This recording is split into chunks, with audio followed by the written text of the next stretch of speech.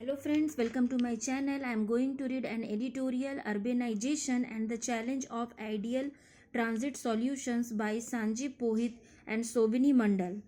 Among the various aspects of Viksit Bharat by 2047, an urbanized India is sure to be a principal one, as it is expected that urban India will be the engine of growth in this transformation.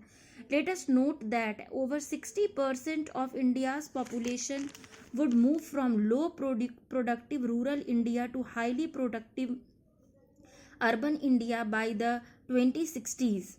Clearly, the mobility of people on such a large scale within cities, from their residential quarters to work areas, will be a test for urban planners. While policymakers have plans to construct smart cities where the need for the mobility of workers will be substantially reduced, the fact remains that, unlike China, we do not see many of the newly emerging smart cities coming of age.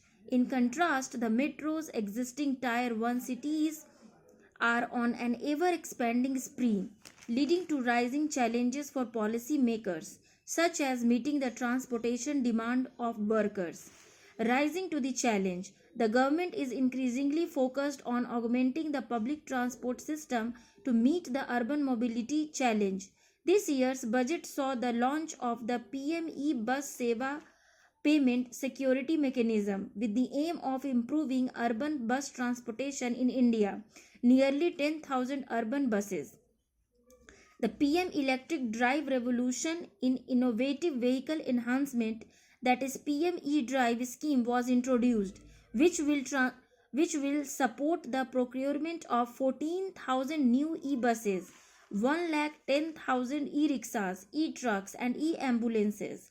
However, according to estimates, India needs 2 lakhs urban buses, but only 35,000 are operational, including e-buses. This is far below the requirement.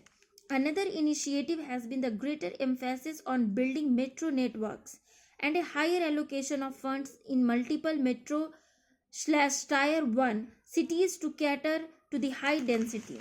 This is in line with the trend seen in the recent budget. However, as the economic survey that was released on the eve of the budget on January 31 has cited, only 37% of urban residents in India have easy access to public transportation. In contrast, in Brazil and China, more than 50% of urban residents have convenient access to mass transit. Clearly, India is too far behind in developing an efficient public system. The development of a metro network is a long-term and costly venture. Much of it has been developed with the centre's funding, and invariably most have yet to recover their total costs, which includes fixed and operational costs. In almost all metros, the readership projected in the project document has still to be matched. So, recovering the cost may be a difficult proposition unless the route lies along a high-density route. Also, it has been observed that users are extremely fare sensitive. A fare rise invariably leads to a fall in footfalls. Invariably, consumers seek out their ways, keeping in mind comfort, time and cost due to the high cost of last mile connectivity from metro stations to their work residence points. Unlike in some developed countries where public transport is highly subsidized in order to make metro transportation cheap, or our government is not financially rich enough to dole out recurrent and large subsidies. Seeking alternatives, India also needs cost effective road based public transport for better last mile connectivity. This year's budget has increased allocations for urban bus systems, thus continuing efforts to boost capacity, especially in the metros. However, private investment remains limited due to uncertain returns. Government funds have shifted from CNG to more expensive e-buses. Future bottom-up transport models may focus on road-based modes that use electric, CNG, hydrogen, or biofuel technologies.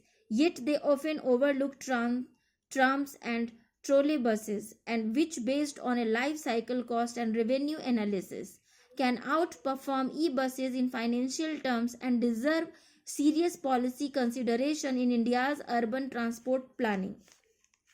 Some estimates, revenue generation and economic viability over time are the necessary parameters to estimate whether urban road-based public transport has a financial deficit or is making a profit in its life cycle.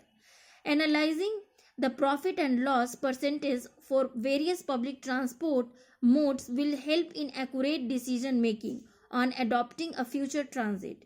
We find that trams show a 45% long-term profitability over 7 decades, the usual life cycle of the tram, along with scalability and alignment with climate goals. In contrast, an e-bus system, which is currently the preferred mode on Indian roads, fails to maintain profitability due to high operational and replacement costs, resulting in a net loss of 80% over 7 decades.